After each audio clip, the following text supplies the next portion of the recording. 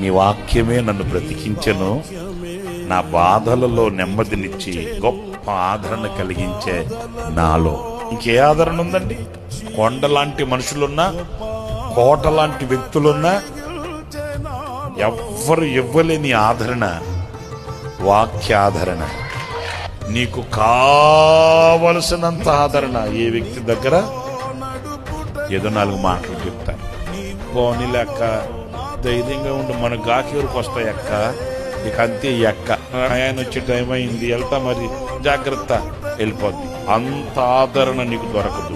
ఏం కాదులే బ్రదర్, నీకేదన్నా అవసరం వస్తే ఒక మిస్డ్ కాల్ ఇవ్వు అని మిస్ అయిపోతాడు. మనకు కావలసినంత ఆదరణ ఏ వ్యక్తి దగ్గర మనకు పూర్ణంగా, కానీ నీవు ఆశించిన దానికంటే అధికమైన ఆదరణ ఇదిగో సజీవమైన వాక్యం దగ్గర ఉంది. అధైర్యపడిన నిన్ను ధైర్యపరచు వాక్యం, మనసు చెలించిన నీకు స్థిరత్వాన్ని ఇచ్చే వాక్యం, నిన్ను పూర్ణినిగా చేసి దేవునితో ఐక్యం చేసే వాక్యం.